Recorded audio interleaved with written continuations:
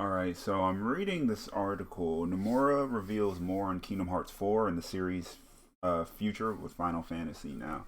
I was reading this and I thought this would be a great video to do um, a video on. But as I'm reading it, it's like, I don't know, like it's interesting to me some of Nomura's answers to these questions. Now, Nomura is like the main director. Uh, he could be considered the brain behind Kingdom Hearts, and I think he also has a major role in some of like the biggest Final Fantasy games, such as like Final Fantasy VII, as far as at least character design and stuff like that. So, he's a very important uh, person to the series, very core figure. But I'm reading this article, and I guess I just had to record because I'm trying to break this down. And I didn't feel like trying to break this down a second time, so I'm just gonna like break it down as I'm going through it. Kingdom Hearts recently hits its 20-year milestone, but more importantly, Square Enix debuted Kingdom Hearts 4. The reveal trailer showcased a more realistic-looking Sora in a much different world, ushering the series into a new era. We couldn't think of a better time to sit down with director Tetsuya Nomura to discuss the series' evolution. He also dropped some hints about what to expect for Kingdom Hearts 4. Read on to discover the future of the Final Fantasy characters, his hesitation about Sora's appearance in Super Smash Bros. Ultimate, and why you shouldn't worry about Disney's presence in Kingdom Hearts 4. Now, I actually wasn't um, worried about Disney's presence in Kingdom Hearts 4, so already like that kind of puts me on like I'm like on edge. Like, what do you mean I don't have to worry? Like, I wasn't even thinking about that before they said it. Now I'm like, is there something to worry about? But maybe I'm looking too deeply into it, and I mean, it just says there's nothing to worry about, So, but let's see. So, the interviewer starts off saying the series recently celebrated 20 years. How does it feel to look back on the last 2 decades, and what do you hope the Kingdom Hearts legacy will be? Nomura responds, I feel like 20 years is a very long time, except it doesn't really feel that way. I have vague memories of visiting the Disney offices in the US and having meetings throughout the long history that we've had. But when it comes to memories of the development and just making the actual game, it's just kind of fuzzy. It doesn't feel like anything has become a memory because the series is still continuing and it's all still real time. The series is always evolving and the stories are still going on. Regarding the legacy, I suppose the heart is a central theme to the story of Kingdom Hearts. We will continue to depict that and tell the story of the heart in different ways. Now, this is interesting to me because it looks like his perception of Kingdom Hearts is so different than mine. Obviously, since he creates it, but me as a fan, you know, he says it feels like he doesn't have memories of the game because it's just been development constantly. I guess it just feels like real time. But man, I don't know, bro.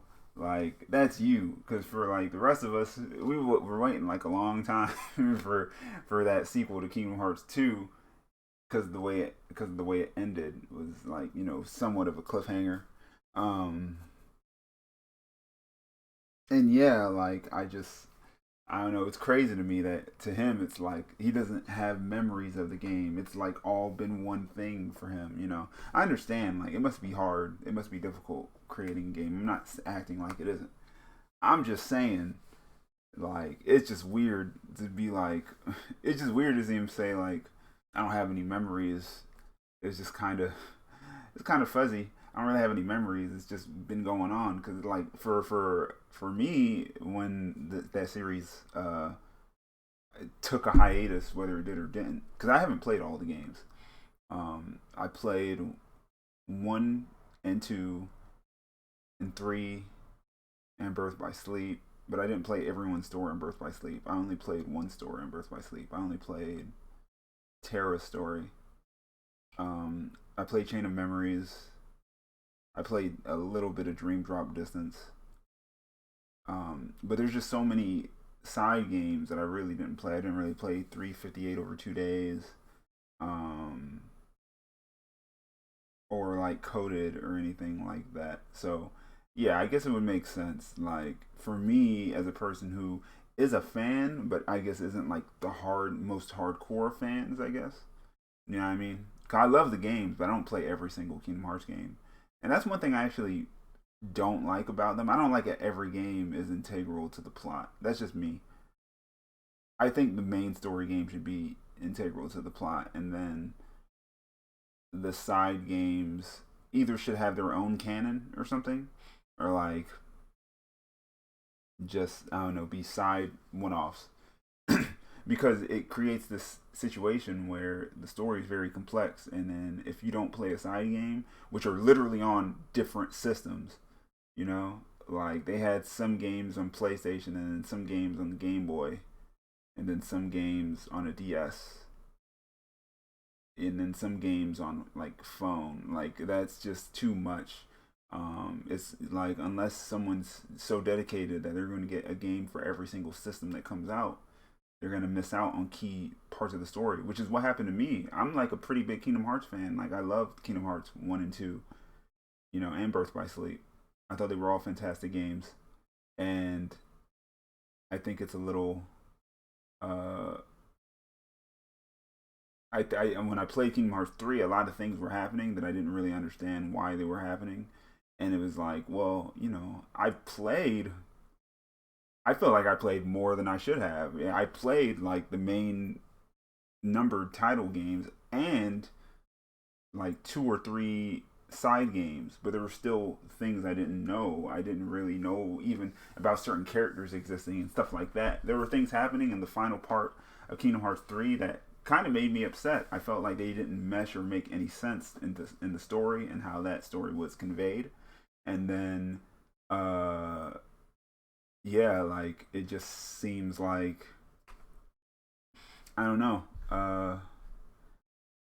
I just don't agree necessarily with creating stories in that way, where the side content is just as integral as like the main content. It's too much, and the story doesn't need to be that that deep, I guess. You know what I mean? But then again, what do I know? Because the people who are really into that series might at this point, you know, like that about it. You know what I mean? But that's probably one of my least favorite things about the series. I like the series for the fan service and the combat. You know what I mean? And the Final Fantasy aspects and the Disney movies, some of which I grew up with. Lion King was my favorite movie for a long time. You know what I mean? So, but let's continue. The series is known for its cliffhanger finales. How did you approach keeping these satisfying but still ensuring fans felt like they had some answers? So Nomura says, with every title, we just try to create a game that is contained within itself. There's an actual ending, in a sense, to each game, which is probably something similar to any game that is made. But since the Kingdom Hearts storyline has so many mysteries and the story is ongoing, there are just so many different things that we can get into. Fans say every time they think they figure something out, there's now a new mystery that they need to figure out. I suppose it's a combination of just trying to make sure that the game is contained within itself and comes to a clear stop, but then it is also trying to prepare a new mystery so that fans are aware of what will be important in the next title or the next part of the story that's coming up. Personally, I feel like this approach is not really anything special. It's something that all game developers might be considering when they make their games. I think that's true to an extent. I think a lot of game developers do take this approach where you plant the seeds for the next story in one story because you have a grander idea. My problem, you know and this isn't I feel like I'm being overly critical of the series, but I guess I'm only being critical because I like it so much, right? And I want to see it flourish in a way that's very effective and really shows off like the beauty of the game. And I don't think the way it's been handled up to this point has been the best way. Sometimes in Kingdom Hearts they'll set up something for a later game, and it can be nice, but also sometimes it can detract from the experience of playing that game. Like in Kingdom Hearts 3, I don't know all the details regarding the black box exactly and what it entails and what it does and where it originated from, because I guess it originated from one of the like phone games or something, the whole idea of that. And I know it must be cool if you play the phone game to come into Kingdom Hearts and see, wow, like this is what this thing that I experienced in this game materialized in 3D in the story. This is how it's going to go. But I think sometimes it can detract away from the story being presented in the current moment. And I felt like that happened in Kingdom Hearts 3. I felt like it was kind of halfway in, sometimes halfway out, getting ready, setting up for the next saga, which it didn't really need to do because I felt like Kingdom Hearts 3's story was supposed to be focused on ending the current saga, or the current arc in the story of these three games. So, yeah, I mean, it's interesting. I mean, I hope going forward, they do strike a better balance because in some senses it's cool, right? If you play Kingdom Hearts 1, you know, when you beat the game, you get like little glimpses of, some of the Neo Shadows, some of the enemies going forward. I don't really know if they mention anything about nobodies in one, but they kind of set that, they plant that seed where, spoilers if you haven't beat the first game, something happens to Sora that sets up for why, in Kingdom Hearts 2 he has a nobody. So, stuff like that, I mean, that can be okay, but sometimes what happens is in that moment some things get kind of lost in translation because then while you're experiencing that game, you're not really like, no one ever really explains like the consequences or why something is happening. And then it'd be different if the game came out like a year later or a few years, but and then when you have games with like these large, hiatuses in between, you know it just feels unsatisfying. You have a lot of answers that still need to be, a lot of questions that still need to be answered, but you have to like wait like 15 years or something. Like Kingdom Hearts 2 came out in like '05. Kingdom Hearts 3 didn't come out till like a few years ago. It might be more than a few years now, probably like 3 or 4. It's kind of crazy to think about. The time just feels like it's flying by nowadays. But yeah, I mean, I don't know if I agree with cliffhanger endings at this point, unless y'all can finally start pumping them out every few years. Then it's like okay, but the way it was handled previously, I don't think does the game any justice. Um, he says, "What has been your favorite cliffhanger to see fans' reaction to?" Nomura responds, "The first thing that comes to mind is the ending of the original Kingdom Hearts. I feel like that was maybe really unexpected on the player's part because people playing that first game probably didn't think that the story would continue beyond that. Also, in Kingdom Hearts 3, when Luxu takes off the hood at the very end, I really enjoyed seeing fans' reactions just because it was something that I had really hoped for." So I'm going to be honest with you. I haven't beat Kingdom Hearts 3 in a few years. I don't even know what he's talking about. I don't remember. Or maybe it's just because I don't remember the character by that name. But it's like that's what I'm talking about. Like this is coming from a person who admittedly hasn't played every single game, but I played I played the main series games plus multiple spin-off games, and I'm still hearing about characters that I haven't had any kind of introduction to, and it comes at the end of like the end of the trilogy. You get what I'm saying? Like I get it setting stuff up, but you know people who are fans, you know what I mean, like unless they play every single game, which like I said, these games come out on multiple systems, you know what I mean. Birth by Sleep came out on the PSP, and then 382, 386, 365 over 2 days, 358 over 2 days. The DS game came out on DS. So it's just like, unless you had a PSP and a DS and a PlayStation to play the main games, you know what I mean? And then a Game Boy to play Chain of Memories. All that stuff exists on like more available now, but back then it wasn't like that, you know what I mean? And I just play too many games to be playing Kingdom Hearts 50 times in a row. I'm pretty sure I beat the game at least like three or four times. You know what I mean? Like that's not enough. You know what I mean? That's not enough to get it. Like That's how I feel.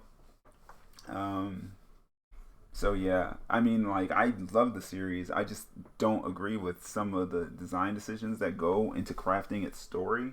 I think that's one of the biggest things that kind of hurts it. I know a lot of people who won't give the series a chance because they've heard those things about the story, and I feel like it shouldn't be that way. I really hope they fix that going forward with Kingdom Hearts 4, and I feel like they will. I actually am very hopeful. I feel like they've learned a lot of lessons um, so far, uh, and they're gonna make the changes. I don't want to continue on with the same patterns that just I don't think they're working very well. It's not doing the series any justice. I know the series is successful, but it could really do a lot better. I mean, it's got Disney characters in it. You know what I mean? It could do better. It's just I don't feel like certain decisions are kind of holding it back. Did you expect characters from games like Birth by Sleep and Kingdom Hearts 358 over 2 days to become so popular? Do you feel like their stories are complete, or we can expect more of these characters to pop up in Kingdom Hearts 4? Nomura responds, I really didn't think that the characters from these two titles would become this popular. I had thought that players wanted to see more of characters like Sora or Riku. It was kind of unexpected that the characters from these two titles were so well received. As far as including them or continuing their story in Kingdom Hearts 4, the story for Kingdom Hearts 4 is focused more on Sora's disappearance. I'm not quite sure if there will be room to really explore the other character stories as much, but I'm aware and the team is aware that these characters are very popular and people want to see more of them. So if possible, it would be great to include more of them or continue to share more of their story in future opportunities. Yeah, I mean, like, I think one of the biggest things about the Kingdom Hearts, and I guess people who consider themselves fans, are the characters. The characters are very charismatic, very popular, somewhat very tropey, but I think for the audience that Kingdom Hearts attracts, it's fine. I think it kind of works to their benefit that it's so has so many, it's so trope centric, I guess. Um, but yeah, I want to see more of them too. I do like that going forward. It's gonna have a bigger focus on Sora. I know not everyone feels that way. I know there's a lot of people who are like really into Riku or whatever for the same reason. Like people in Dragon Ball swear Vegeta is like the best character ever. Um, you know, yeah. I mean, like the main characters are sometimes lack a little bit of the depth that some of the other characters, side characters, might have. But I think it's more the Kingdom Hearts power to focus on Sora. And that's not to say you can't develop his character more. They can if they want to, you know. Although developing Sora's character might alienate him to some people, I wouldn't think so though. I can't really imagine them turning Sora into a character that isn't pretty. I don't know. I was gonna say likable, but I can see people not liking him as a character. I guess like I don't know. I just think they should just focus on Sora. Like it would be cool to get a full like game, like a full Kingdom Hearts level game, like a full main series game focused on like a side character like Riku. Probably only Riku. That's probably the only character I would really want to see like a full game on, unless it was like one of the Birth by Sleep characters. I could see that too, but even then, like it's really just Sora and Riku. They're kind of like a unit in that sense. Like they have that main character power, I think, more so than any other side character.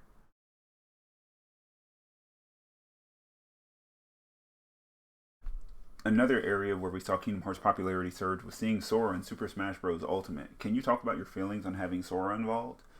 Obviously, I was very happy that we were able to have Sora make an appearance in Smash Bros. Ultimate. Most of the feedback when Sora was announced for Smash Bros. Ultimate was, I can't believe Disney okayed for him to be in this game. Behind the scenes, I was actually the one being very picky about his appearance in Smash Bros. Disney was the one that was like, go ahead, this is a great opportunity. I thought it would be tough to pull off because it might clash with the established lore in Kingdom Hearts and Disney World, so it was an opportunity I had to consider very carefully. After seeing how happy everybody was in welcoming Sora to Smash Bros., I feel like the end result was really great. this is where I like basically had to like stop, and I was just like, well, no, it wasn't this one. It was like I think the next question, but this still is weird to me. So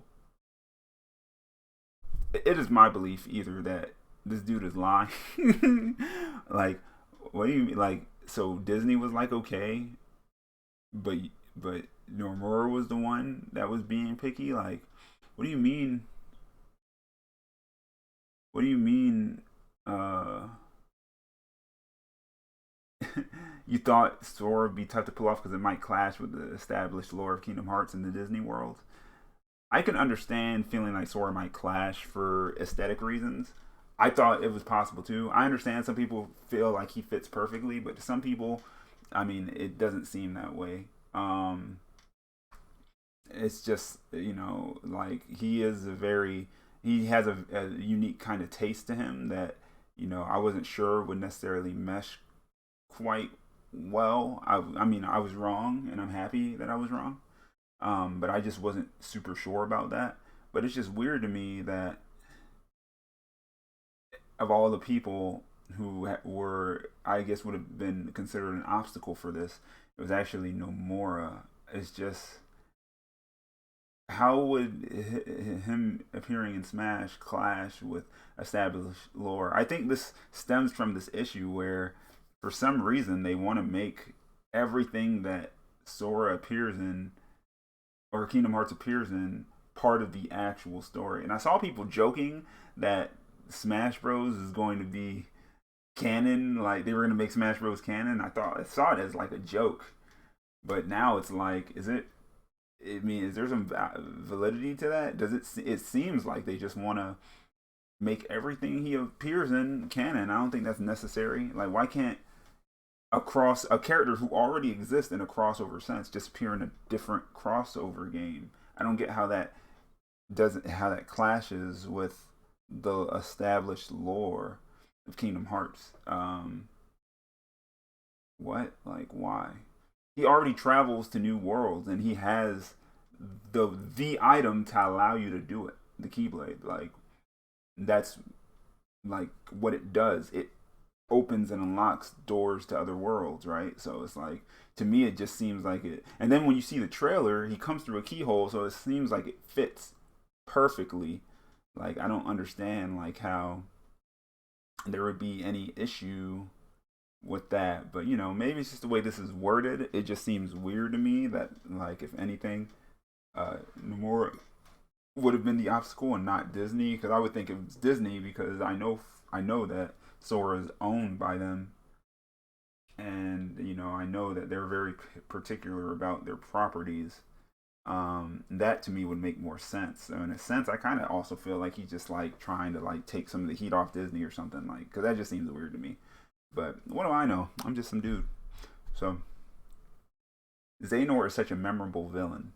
Now we're going into the the Lost Master arc. How do you follow up with that and create fresh conflict with new adversaries?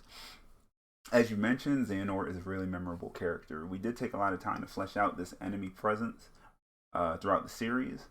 It all started with the original Kingdom Hearts, where there's Ansem, and Kingdom Hearts 2 with Xemnas. Basically, these two figures that stem from one person. In the first game, we explored just the heart portion. In the second game, we explored the physical body. It all led up to the full physical embodiment of the character. I really like that we took this slow burn approach to build up the character. I feel the presence of the enemy character is so important for them to be a really good character. It gives the story a lot of depth and density. I feel like we pulled that off. And now we're moving on to the next saga. In the trailer for Kingdom Hearts 4, we mentioned the Lost Master arc. We're going to be delving into a new enemy figure for the continuation of the story. This new enemy has a lot to do with the masked characters that appear at the end of Kingdom Hearts 3. They're going to be obstacles that stand in front of Sora. Also, in Kingdom Hearts 2.8, we showed what kind of characters they are. The enemies have already appeared within the series. We'll be reintroducing them, and obviously there will be more new characters as well. But we really can't go into detail how those characters just yet. Yeah, I mean, as far as Xehanort, I mean, great villain. I feel like I do miss a little bit of like the build up because I didn't play every story of Birth by Sleep, but I did play Terra's, and I know Xehanort was like a big portion of his. Um, but it was so long ago, I think I barely remember it. Uh, I mean, I think how they did it was interesting. It kind of gave those Thanos vibes, like with the Marvel Cinematic Universe, how like you got a glimpse of him like every movie, and it finally came off.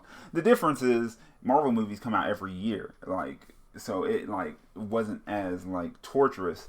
This dude, they've been basically like hitting at this dude. The original game came out in 2001. That was like 20 years ago.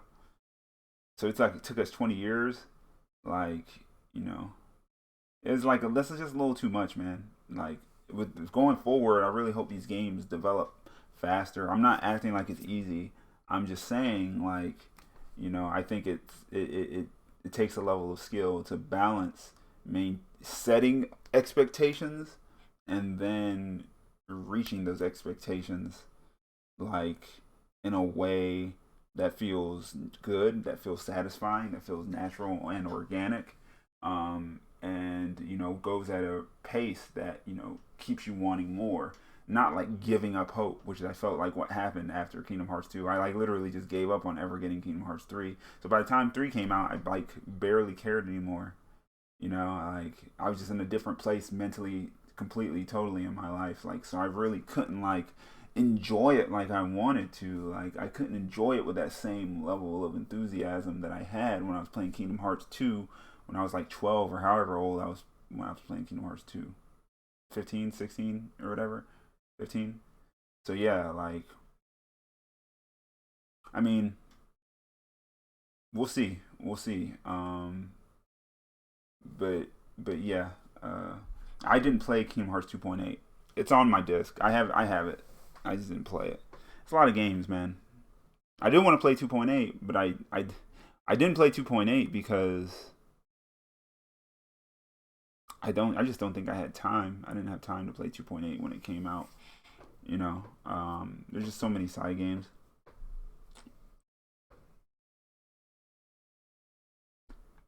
Do you feel it's important to keep Sora as the main protagonist, or do you ever see the series moving beyond him? As far as spinoffs go, we've had main characters that were not Sora, but in terms of the mainline series, I think Sora is the only actual real candidate for the main character. I think if Sora is no longer the main character, then I would feel like it would indicate the end of the numbered titles. He's that important to the series. Yeah, I mean, I agree. I mean, that's pretty much what I was saying. Although I do think having Riku as like a major main character would be pretty cool. I think a lot of people would like that. I know Riku is very popular. Um, and there's a lot of stuff that they could do with him, but I do think Sora is kind of like integral. Like Kingdom Hearts really does revolve around him, and he does kind of hold up the core tenets of what the series is and the themes and the values that the characters have. Um, you know, it's Kingdom Hearts, right? Like the main character has to be kind of like plucky and innocent. You know what I mean? Because he's the representation of light. So yeah, you know. Although I do think since the whole dichotomy of the game is between light and dark, right? Like yeah, like just as much shine as Sora gets, you should have some shine that Riku should get some of that shine too. And I mean he got that. Like he's been that had that role in games like Dream Drop Distance and stuff, So that's kind of worth it. Um, but we could see more Riku. He's very popular and he's a strong character. I would say Riku's a very strong character. I think of the characters that are not Sora, I would say Riku is probably the most important one. Not counting like Donald and Goofy. I'm just talking about as like protagonists. We saw Donald and Goofy in the Kingdom Hearts 4 reveal. But one question a lot of fans have is how much will Disney still be integral to the series? With no regards to Kingdom Hearts 4, players are definitely going to see a few Disney worlds in there. I just want to mention that they don't need to worry about so much about this aspect of the game. It might feel slightly different from previous Kingdom Hearts titles, but once players have had the chance to play this game, I'm sure they'll be relieved to find that it's definitely a Kingdom Hearts title. It's the game series that they've come to know and love. As far as graphic qualities, since with each new title, the specs have been really increasing, and there's so much more we can do in terms of graphics, it kind of limits the number of worlds that we can create in a sense. Oh, at this time, we're considering how to approach that, but there will be Disney Worlds in Kingdom Hearts 4. I just got that. I was so well, okay when I was reading this before. I was like so confused when he said that. He said he said as far as graphic quality, since with each new title, the specs have been increasing. There's so much more we can do in terms of graphics. It kind of limits the number of worlds we can create in a sense. I was like, wouldn't better graphics mean that you can create more worlds? But no, if you have to, if, with the new levels of graphics, there's also like a new standard for like detail and stuff. So if you start adding like worlds that are like not super detailed, like Kingdom Hearts 2 had some awesome worlds, but comparatively to games now, they weren't very detailed. There wasn't much like an environment you could interact with. They were more so set pieces, pretty scenes. I mean, they looked great, great quality, and they like really brought you into that world. But yeah, I mean, going forward, if they start making like the Pirates of the Caribbean world in Kingdom Hearts 3 was like super detailed. If they start making like every world like the Pirates of the Caribbean world in Kingdom Hearts 3, yeah, they're not going to be able to do as much.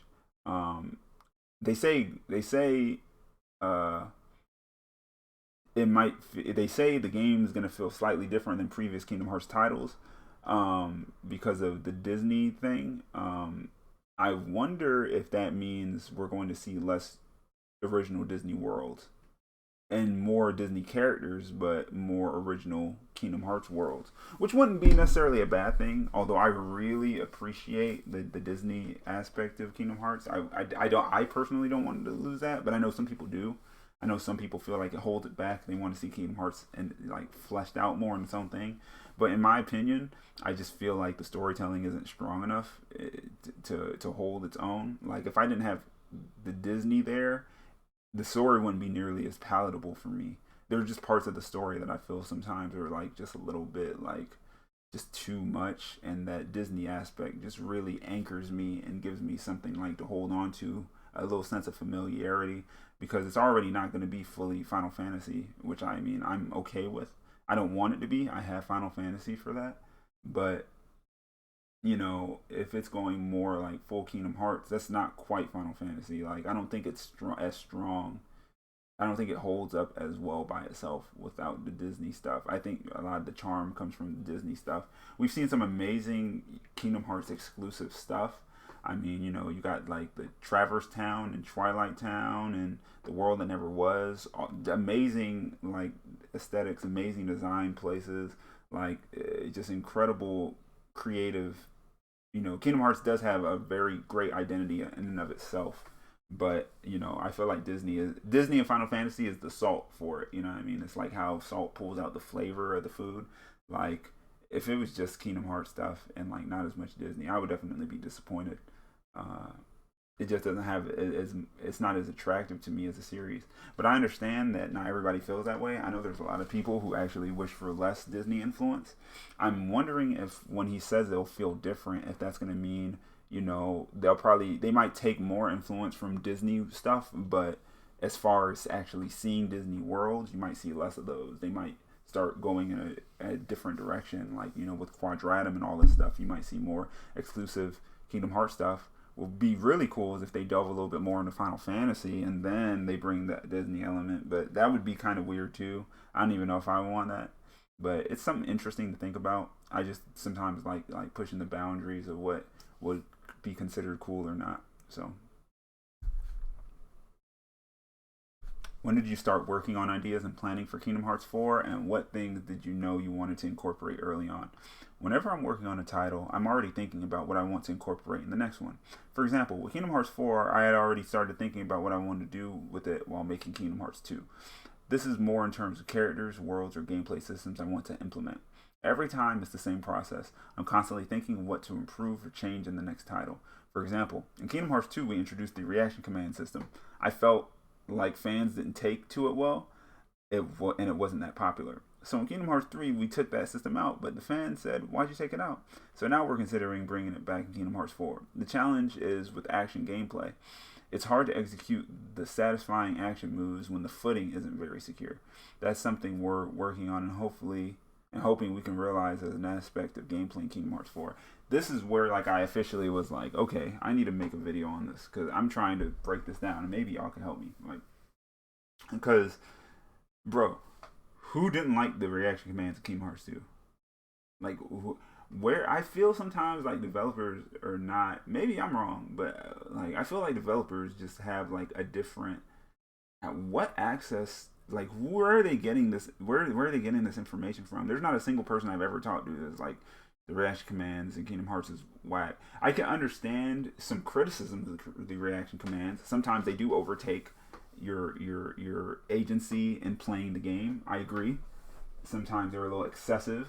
You know what I mean? I understand that criticism, but I've never met a person that didn't like the reaction commands in 2, and I would definitely say that one of the best things about 2 was the reaction commands and what they added to the battle system. I think the Kingdom Hearts 1 battle system was solid, but it was really just a primitive version of what 2 was, and the reaction commands added a lot more variety to the fight. It added some flashiness. It made the game cool. It added some ease.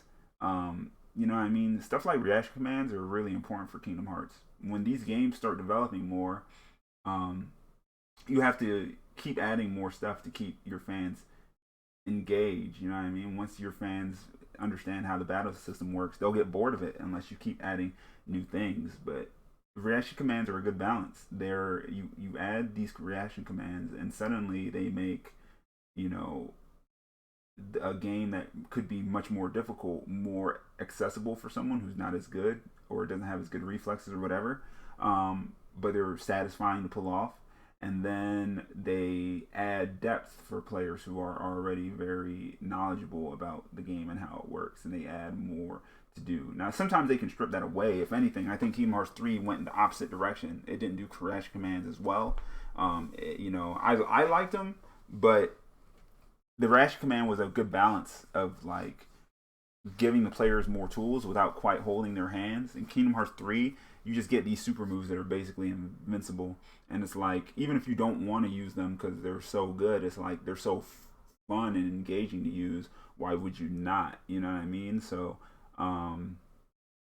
yeah, I feel like that's a system that could be better balanced. Maybe going forward, the reaction command or your whatever your special commands are in the main series Kingdom Hearts games, make it not last as long. I think the amusement ride, like little references and stuff in Kingdom Hearts 3 for the you know moves, I think that's cool. But maybe have them a little bit more context sensitive, like you know how you have the roller coaster ride when you're fighting the Rock Titan in the beginning of Kingdom Hearts 3. That's a great place to put stuff like that. Maybe keep it for certain boss battles, stuff like that. Being able to do it all the time, it just kind of hurts the game. It does make it, you know, fun, and you know, it makes it possible to beat for some people who probably can't beat the game otherwise. But it did kind of, you know, if anything, they're talking about, you know, it's hard to execute satisfying action moves when the footing isn't secure. I think Kingdom Hearts 3 could have had like a little bit of a better footing. I felt like the combat it was fun, but it could have probably did a little better. At times it did feel kind of, I don't really mind Kingdom Hearts combat feeling floaty because it kind of is supposed to, but it's just there was just way too much invincibility on your moves. There was just like too much, like you're just powering through stuff, just mashing buttons. You know, so I think that's a balance that could be better you know, executed. But overall, yeah, I mean, getting rid of reaction commands, I definitely don't agree with. Reaction commands were great. They made that game really pop. Will we be spending a lot of time in Gordradum? Does having a more realistic setting give you bigger opportunities to try new things with the gameplay? I think it will be a pretty good amount of time since it's set as the initial base within the game. You spend time there and then go to different worlds and then go back there.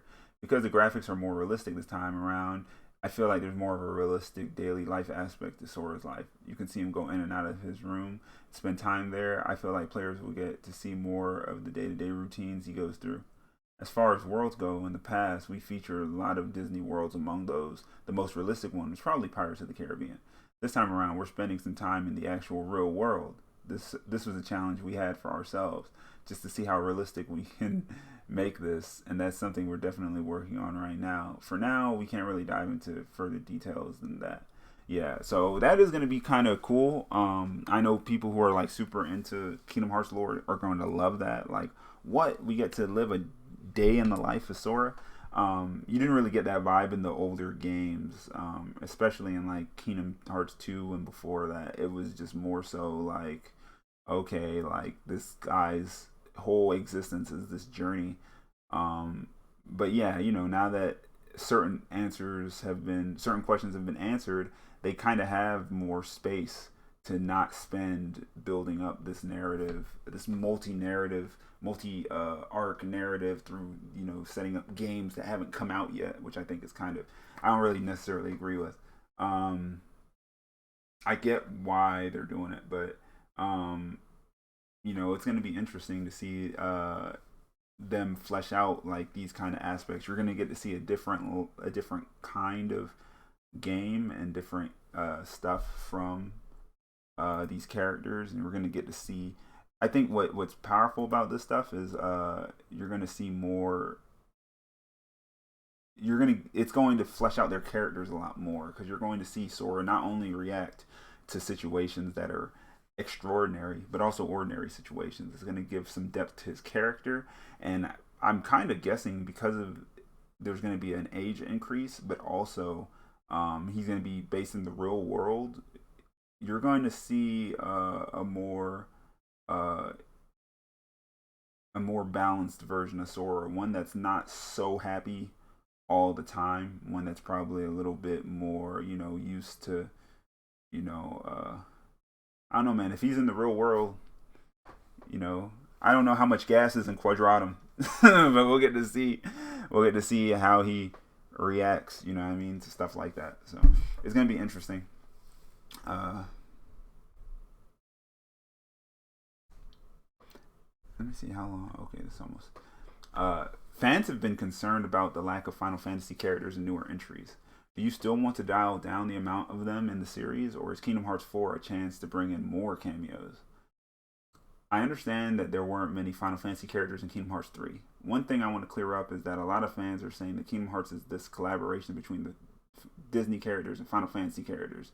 But I said I feel, but I really feel like this is not the basic concept of Kingdom Hearts. That is not exactly what Kingdom Hearts is. When we released the first title, we only had a few original Kingdom Hearts characters. When they were interacting with really well-known, beloved Disney characters, I felt like nobody really knew these characters, so it was harder for them to stand their ground just yet. And so we had a lot of Final Fantasy characters involved to lend a hand for everyone to get to know these original Kingdom Hearts characters better. Now, there are so many original characters in Kingdom Hearts that are so well loved, and people want to see more of those characters. With Kingdom Hearts 3, since we did have so many original Kingdom Hearts characters, it was hard to find room for including more Final Fantasy characters. We're trying to find a good balance for that. I know some fans were concerned about that and weren't too happy and wanted to see more Final Fantasy characters. That's something we definitely are thinking about, but just with the sheer number of original characters that we have now, it's hard to say what the exact balance is going to be and how it will play out for Kingdom Hearts 4. We can't really give you a firm reply on this just yet. I mean, I understand where he's coming from, and I'm really happy to have this confirmed that that's his feeling, that he doesn't feel like Kingdom Hearts is a collaboration between Disney characters and Final Fantasy characters. That's not the basic concept of Kingdom Hearts. It's not exactly what Kingdom Hearts is. I like that because I mean it gives me a good idea on where his mind is on the subject, and I can understand what he means. Like, imagine you have, these amazing Disney characters, and then you have all these like little anime kids who, you know, who are supposed to be interacting with like these legendary characters, it's going to be, yeah, they're going to dwarf in comparison. Like it's going to be hard for them to really find their footing, as a character, Sora next to Hercules, you know what I mean? Like if you have never seen this kid before, I mean he looks okay, but he kind of just looks like a little character. It's the fact that you see him early on in the game interacting with Squall from Final Fantasy 8 and or Leon, and then you see Cloud from Final Fantasy 7 and Aerith from Final Fantasy 7 and Yuffie from Final Fantasy 7 interacting with him. I get it. It was to kind of put more eyes on it, so people didn't think, oh hey, this is just some Disney stuff. Where I kind of don't agree with this way of thinking though is that there's so much more Final Fantasy fan service than just the characters. I mean, you have weapons and magic and items, and it's just like at that point, I get it. You know what I mean? Kingdom Hearts is not like a Final Fantasy Disney crossover, but I feel like they really should have embraced that more because that was definitely it's a little I don't think it's really fair to use the likeness of these extremely popular characters to grab your fan base and then like take those characters away. I understand you want the Kingdom Hearts characters to develop more and have their own thing, and that's what really is the focus. But you guys have to understand, like, and for a lot of people probably won't get this because if you weren't like there when Kingdom Hearts came out, it's kind of hard to grasp this. But like this, these versions of these characters, like Cloud and Aerith, like up until that point, that was like the most you were gonna get as far as like a sequel to like these Final Fantasy games. You know what I mean? Like there what you there it was. It's not like it is today where the internet is so big and stuff. Like you didn't see these characters, they were gone, and then you saw them manifested in this form. You saw them talk with voices and stuff. Like you know what I mean? Like it's not the same nowadays because now like normal Final Fantasy games have that kind of characterization that like you can get that in ways other than Kingdom Hearts. But I think it's a bit of a waste, honestly, to take the Final Fantasy characters out or to take away their impact because there's just so much you could do with it. Like Kingdom Hearts or Final Fantasy has so many great characters, and especially since they're already changing their personalities a little bit to fit this world better. Anyway, you know what I mean? Like I think it's a bit of a waste. Um, you don't have to shoehorn them into the story or anything, but give them a presence. You know what I mean? Like I feel like they still deserve that presence. But that's just me. The creator himself says he doesn't really believe that's what Kingdom Hearts is. And that's fine. He has his opinion and he made it. I just have my opinion. The Final Fantasy aspect is one of my favorite parts of that series. So yeah, I mean it's a little disappointing to see, but we'll see where it goes. We'll see where it goes. I think time will show what the best decision to make as far as the addition of Final Fantasy characters in the series. Do you want to give one final tease for fans about what they can look forward to? With regards to Kingdom Hearts 4, unfortunately, there's not any new information that I'm going to be able to share for a while. But if people could really dive into this interview that we had today, I did reveal a little bit of new information and more details during this conversation. So it would be great if people could consider that and find some new information that way. I also wanted to mention Kingdom Hearts Missing Link. We're working towards launching the closed beta within a year. I know that not everyone is into smartphone games, so some fans might not be excited for it, but we're making it so that it's something that anyone can jump into. Compared to our past mobile releases, it's a lot closer to the series and also connected in many ways to Kingdom Hearts 4. The easiest way to get new information and hints about Kingdom Hearts 4 would be first to play Missing Link. There will be some more mysteries, not related to Kingdom Hearts 4 specifically, but just throughout the series in it. Also, some figures that appear in Missing Link are tied to Kingdom Hearts 4. That's all I can really say now. So yeah, that was an interview. It was a great interview. Very detailed. I really liked some of the answers he gave. I didn't necessarily agree with a lot of them, but you know what I mean. Like, this dude's been doing this for 20 years. He probably has a good idea on what he's doing. Um, I just, you know, I mean, I'm looking forward to this game. I'm just, my expectations are tempered, because you know I'm not trying to set myself up for, you know, another Kingdom Hearts 3 kind of thing where, you know, hopefully it doesn't take as long. Um, and I hope, you know, I hope they change some design decisions. I hope, you know, we still get like that significant Final Fantasy influence. You know, I hope that the Disney characters don't take too much of a backseat. I understand that, you know, they're going into like a new era for the series now, and a new, you know, they're probably trying to start off with a new. I think it's good that they're trying new things. I just hope that they get the right new things and bring them over, because this dude is talking about removing reaction commands, and I'm like, I don't know if you're, yeah, is that what you want to do? I just don't. I don't get that. But I mean, we'll see. Overall, I was very happy with this. Um, and yeah, if you did enjoy this, if you did enjoy my breakdown and my opinions on stuff, or just hearing me talk about nerdy stuff like this, please, you know, feel free to like it. It would really, really help me know, like, to make more stuff like this. Um, and then also, you know, feel free to subscribe as well, so that, you know, I know that this is the kind of content that you guys would like. I can do more of these like interview breakdowns. I want to just start doing more like gaming stuff in general, because this is a good way, you know, to, you know, get my stuff off. I'd be wanting to talk about some of this stuff because it'd be bothering me. Like, this dude talking about removing reaction commands, like, bro, like, stop. That is not the direction. Like, who do these developers be talking to? They be getting the craziest ideas, like, oh, we feel like our audience doesn't want online play. Who be telling them this?